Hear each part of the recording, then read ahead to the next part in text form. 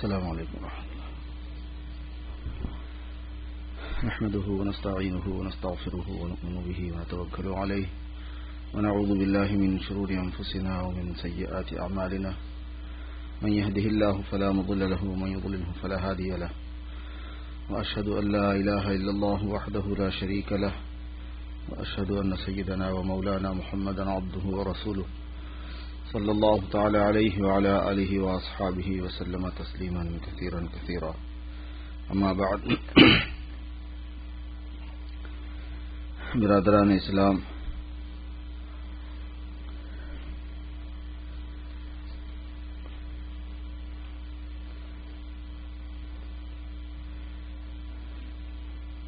رجب کی مناسبت سے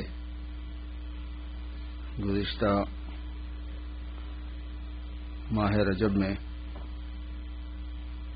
جو ایصال ثواب میں بے عنوانی ہم سے ہو جاتی ہے اس کا تھوڑا سا ذکر آ گیا تھا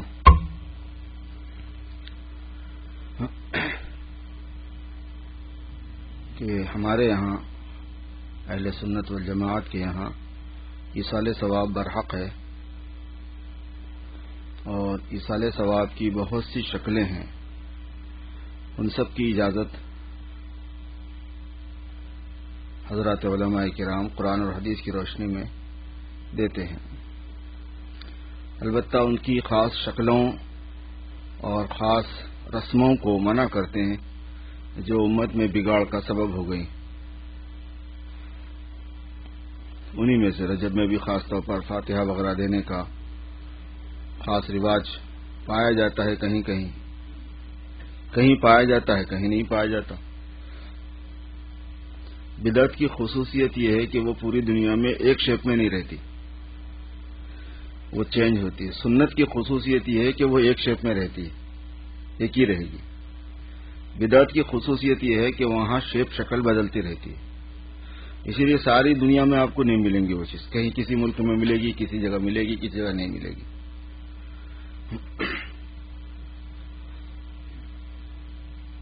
اس سے ایک بات اور ذہن میں آئی، وہ یہ ہے کہ جب ہم اہل سنت والجماعت میں جو رسم کے ساتھ رسمی طریقے پر جو ایصال ثواب اختیار کیا جاتا ہے اس کو جب علماء منع کرتے ہیں تو اہل سنت والجماعت کے علاوہ دوسروں کے یہاں جو مخصوص فاتحہ وغیرہ کی شکلیں ہیں وہ تو بدرجہ اولیٰ منع ہوں گی، اس کی تو بالکل اجازت نہیں ملے گی۔ جیسے آپ نے سنا ہوگا کہ اہل سنت والجماعت والے تو حضرت بی بی فاطمہ رضی اللہ تعالیٰ عنہ کے نام سے فاتحہ کرنے کے عادی ہیں بعض جگہوں پر، اور جو دوسرے ہیں اہل سنت والجماعت کے سے خارج وہ لوگ حضرت جعفر صادق کے کنڈے کرنے کے وہ ہے عادی ہیں، ان کا رسم ان کے پاس ہے۔ تو جب اہل سنت والجماعت کے اس مخصوص طریقے کو علماء منع کرتے ہیں تو دوسروں کے طریقے کو بدرجہ اولیٰ منع کریں گے، اور اس میں شرکت کرنا کسی صورت میں سنی کو جائز نہیں ہوگا۔ سنی کے لیے جائز نہیں ہے کہ حضرت جعفر صادق کے فاتحہ میں یا ان کے ایصال ثواب کی جو طریقے ہیں اس میں شرکت کرے۔ ویسے بھی ایصال ثواب میں شرکت کرنے کی گنجائش نہیں ہوتی، کیونکہ ایصال ثواب کا کھانا چاہے وہ کسی کا ہو وہ صدقہ ہوتا ہے۔ ایصال ثواب کا کھانا تبرک نہیں ہوتا۔ غلط فہمی یہاں ہو جاتی ہے، جیسے 11ویں شریف ہے، حضرت پیران پیر کے نام سے کسی نے فاتحہ دلائی تو اس میں یہ کانسیپٹ آ جاتا ہے کہ چونکہ حضرت پیران پیر کے نام سے ہے یہ تو یہ تبرک بن گیا، لہذا یہ تبرک حضرت پیران پیر کا تبرک کون نہیں چاہتا؟ بھائی سب بانٹ لو تھوڑا تھوڑا سا، سب کو بلا دیا، سب کو دے دیا۔ تبرک نہیں، ایصال ثواب کے کھانے کو تبرک نہیں بولیں گے۔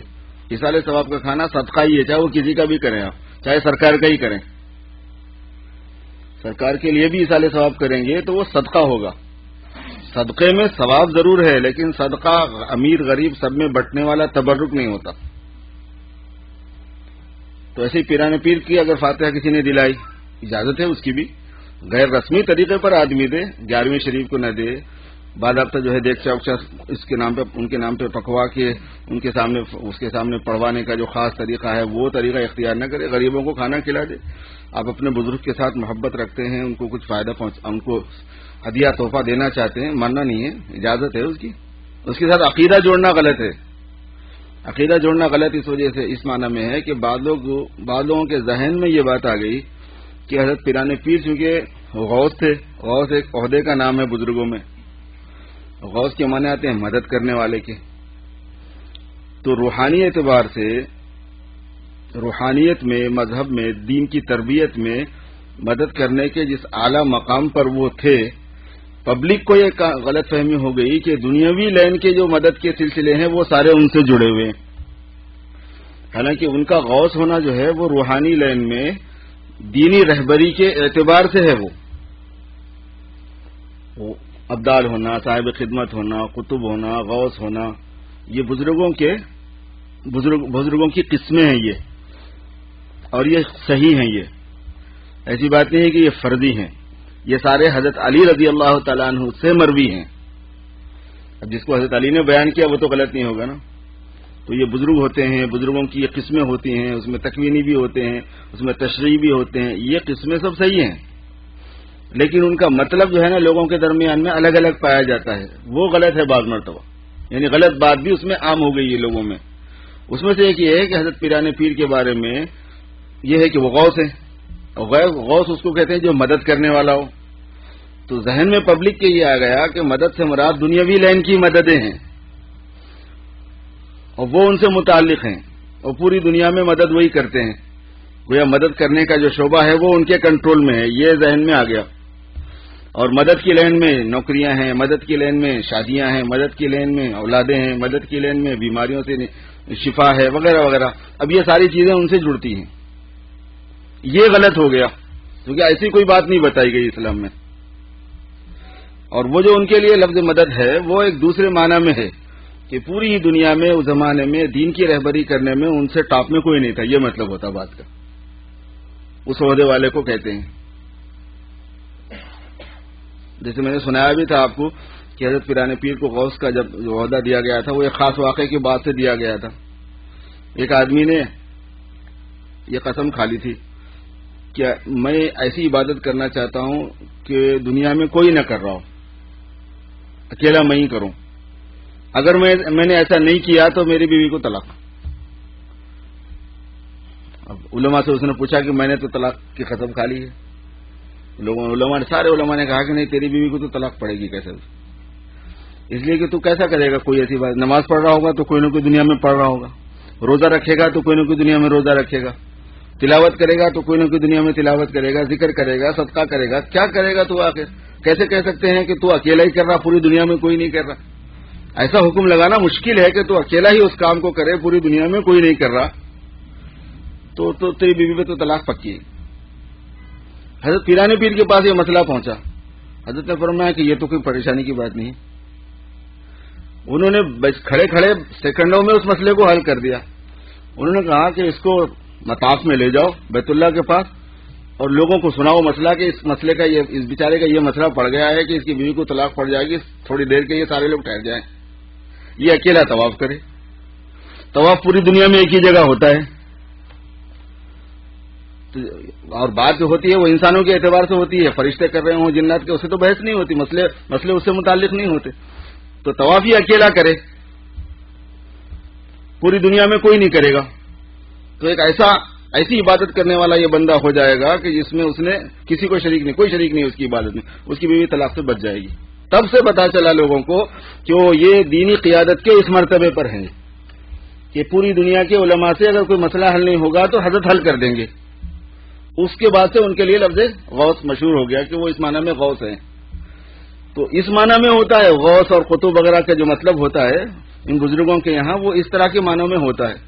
اس سے ایک اور بات بھی نکل گئی، وہ یہ کہ حضرت پیران پیر کو غوث بولا جانے لگا اس مسئلے کے بعد سے، جس میں انہوں نے یہ بتایا کہ طواف صرف ایک جگہ کا ہی ہوتا ہے. اس کا مطلب یہ نکلا کہ طواف ایک جگہ کے علاوہ پھر اور کسی جگہ کا نہیں ہوتا، چاہے وہ خود پورا پیران پیر کا مزار ہی کیوں نہ ہو. بزرگوں کے مزار کا طواف جو ہے نا پھر کہاں سے نکلا یہاں سے؟ اس کا پتہ چلا کہ اس سے پتہ چلا کہ طواف نہیں ہوتا کسی کا بھی، جیسے حضرت پیران پیر کے فتوے سے ہی معلوم ہو گئی یہ بات. تو لوگوں کے ذہنوں میں یہ بات آ گئی کہ چونکہ حضرت پیران پیر غوث ہیں اور غوث کا کام مدد کرنے کا ہے اور مدد سے متعلق ساری حاجتیں ہیں، لہذا ایصال ثواب میں اس کی نیت کی جائے. اگر ہم کریں گے ان کے لیے ایصال ثواب تو مصیبت سے بچیں گے، نہیں کریں گے تو مصیبت میں پھنسیں گے. یہ کانسیپٹ ڈیولپ ہوا. اس وجہ سے پھر 11ویں شریف کا فاتحہ حضرت پیران پیر کے نام کا شروع ہوا. اور یہ جو ہے نا شرک ہے. کیوں؟ اس وجہ سے کہ نفع و نقصان کو اللہ کے غیر سے جوڑ دیا گیا. نفع و نقصان کو اللہ کے غیر سے نہیں جوڑنا ہے. ایصال ثواب الگ چیز ہے اور یہ تو عبادت کی شکل ہو گئی. چونکہ ایصال ثواب میں اور عبادت میں کیا ہے فرق؟ جانی قربانی میں، مالی قربانی میں. اگر کسی کو نفع و نقصان کا مختار سمجھ کر اس کے لیے پیسہ خرچ کیا جائے تو یہ عبادت ہوتی ہے، یہ ایصال ثواب نہیں ہوتا. یہ اگر کسی کو نفع و نقصان کا مالک سمجھ کر اگر کسی کیا جائے، ثواب بخشا جائے، کوئی کام کیا جائے تو وہ کیا ہو جائے گا؟ وہ ایصال ثواب نہیں ہوگا. پھر وہ عبادت ہو جائے گی. ایصال ثواب میں تو یہ ہے کہ آپ ایک کام اللہ کے لیے کرتے ہیں، اللہ کو نفع و نقصان کا مالک سمجھ کے اس کو راضی کرنے کے لیے. آپ کو اس نیک عمل کا ثواب ملتا ہے اور وہ ثواب آپ دوسرے کو پہنچنے کی دعا کرتے ہیں کہ اللہ یہ ثواب جو نفل عمل کا مجھے ملا ہے، آپ یہ ثواب فلاں کی روح کو بخش دیجئے. یہ اس کی حقیقت ہے. اس وجہ سے وہ نہیں ہو سکتا کسی اور کا. تو ایصال ثواب صدقہ ہوتا ہے. کسی کو نفع و نقصان کا مالک سمجھ کے کرنا عبادت ہوتی ہے.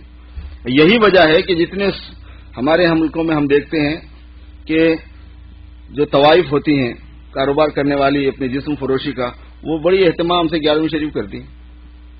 ان کے ذہن میں یہ ہے کہ اگر میں نے کر دیا سال میں ایک مرتبہ حضرت پیران پیر کی فاتحہ تو میرے سارے پاپ دھل جائیں گے اور میری کمائی پوری پاک ہو جائے گی، نہیں تو میری کمائی ناپاک ہو جائے گی.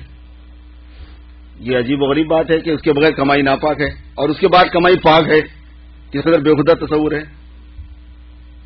ایسے ہی سودیوں کو دیکھیں گے، سود کھانے والوں کو، رشوت خوروں کو دیکھیں گے، بڑے اہتمام سے اس کی دعوتیں کرتے ہیں. ان کے پیچھے وہی عقیدے کی خرابی ہے. اب وہ عقیدہ کیا ہے کہ وہ نفع و نقصان کا، دنیاوی کاروبار کا تعلق ان سے جوڑ دیا گیا اور یہ آہستہ آہستہ دین میں تبدیلی ہو گئی. تو ایصال ثواب کی حقیقت تو پیچھے چلی گئی اور دوسری باتیں جو ہے جو اسلام کے بالکل خلاف میں اگینسٹ میں وہ چیز سامنے آ گئی عمل کے لیے. اس وجہ سے علماء ایسی چیزوں سے منع کرتے ہیں. لہذا ایصال ثواب تو کرو لیکن رسمی طریقوں سے اپنے آپ کو بچانا ہے. تو اس میں رجب میں خاص طور پر جو رسمی طریقوں میں ایصال ثواب میں جو پایا جاتا ہے اس کو عرض کیا گیا تھا. اور اس ضمن میں پھر یہ بات آ گئی ذہن میں نے بتا دیا کہ جب سنیوں کے یہاں جو غیر اصولی باتیں آ گئی تو اس میں شرکت کو علماء نے منع کیا تاکہ اپنا دین خراب نہ ہو. تو پھر دوسروں کے یہاں جو طریقے ایصال ثواب کے ہیں وہ تو بدرجہ والا صحیح نہیں رہیں گے. اگرچہ کہ بزرگ ہمارے بھی ہیں، وہ بھی اپنا بزرگ سمجھتے ہیں. حضرت جعفر صادق رضی اللہ تعالیٰ عنہ کو کون آدمی پسند نہیں کرتا. اہل بیت کے چشم و چراغ ہیں، خاندان نبوت سے تعلق ہے اور کتنے بڑے اولیاء اللہ میں سے ہیں. کیسے ان کے مکشوفات ہیں، کیسے ان کے ملفوظات ہیں. اور بہت کم لوگوں کو یہ بات معلوم ہے کہ فقہ حنفی جو ہے وہ حضرت جعفر صادق رضی اللہ تعالیٰ عنہ کا فقہ ہے. نہیں معلوم لوگوں کو یہ بات. اصل جو ہے نا اہل بیت سے تعلق رکھنے والے حضرت جعفر صادق کے شاگردوں میں ہوتے ہیں امام ابو حنیفہ رحمۃ اللہ علیہ. ان کے جو استاد تھے وہ حضرت جعفر صادق سے ہی لیتے تھے زیادہ. تو جو ہمارے پاس جو فقہ ہے امام ابو حنیفہ رحمۃ اللہ علیہ کے جو مسائل ہیں شیعیت کی وجہ سے نہیں ہے. ہم لوگ شیعہ نہیں ہیں، صحیح سنی ہیں، مگر یہ کہ فقہ حنفی میں زیادہ تر تحقیقات اور فتوے جو ہیں وہ حضرت جعفر صادق رضی اللہ تعالیٰ عنہ کے ہیں. اہل بیت سے سارے سنیوں کو محبت ہوتی ہے، سارے سنیوں کو تعلق ہوتا ہے اور سچی محبت ہوتی ہے اور صحیح تعلق ہوتا ہے. مگر اس کے باوجود یہ مطلب نہیں ہے کہ شرعی طریقے پر غیر شرعی طریقے پر کوئی بھی کام ان کے لیے کیا جائے گا یا کوئی دوسرا آدمی کر رہا ہو تو اس کے ساتھ اس کا ساتھ دیا جائے گا. ایسا نہیں ہوگا. اس وجہ سے اس سے بہت احتیاط کرنے کی ضرورت ہے کہ ان کی دعوتوں میں شریک ہونا، کھا لینا، رعایت میں. ارے بھائی خاندانی تعلقات ہیں، پہلے سے کرتے ہوئے آ رہے ہیں، ہمارے گھروں میں پرانا رسم و رواج ہے. اگر اب کہاں پنگا پالیں، چلو جا کے کھانا ہی تو کھانا ہے نا. کوئی ناجائز چیز تو نہیں کھلا رہے. ناجائز چیز کیسے نہیں کھلا رہے؟ ناجائز ہونے کے لیے ضروری تھوڑی ہے کہ وہ کتے کا گوشت ہو، خنزیر کا گوشت ہو. ناجائز ہونے کے لیے یہ بھی ہے کہ اگر وہ غیر شرعی طریقے پر ہو گیا تو ناجائز ہو جاتا ہے. وہ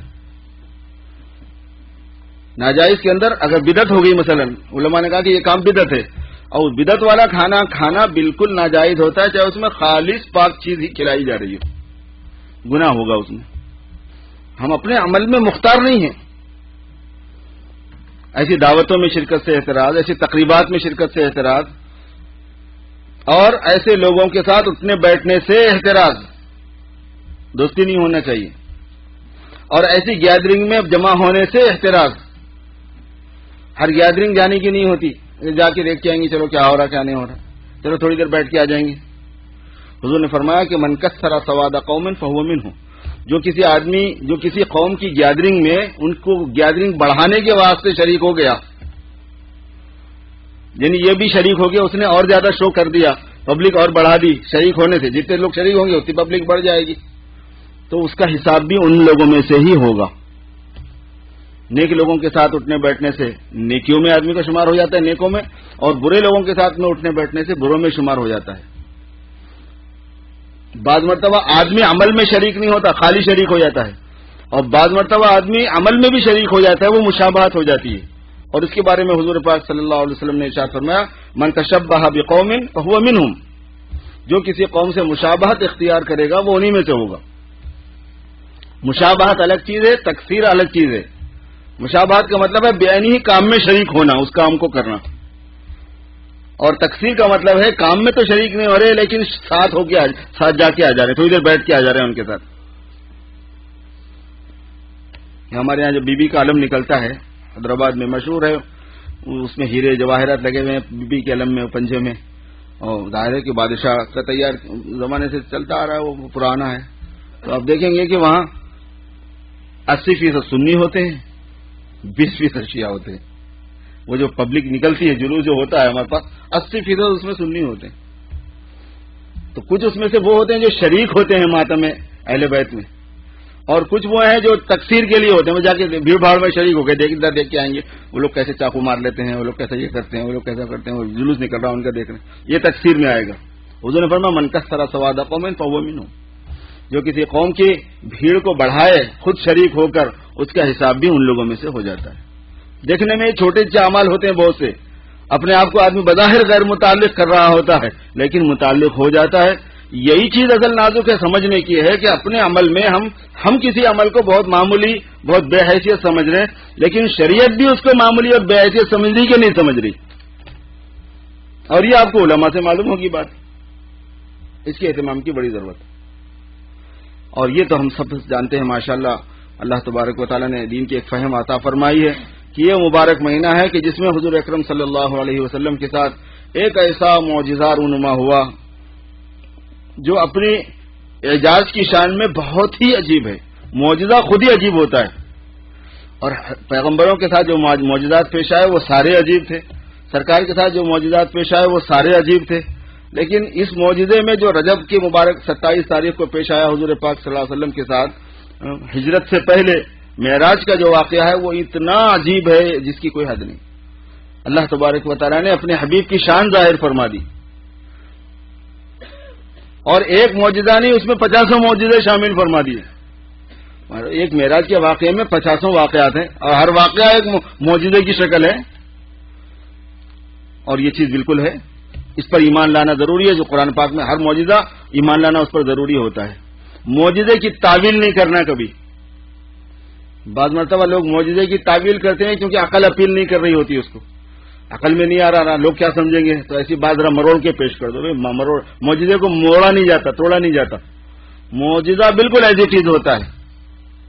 معجزے میں کیا چیز ہے؟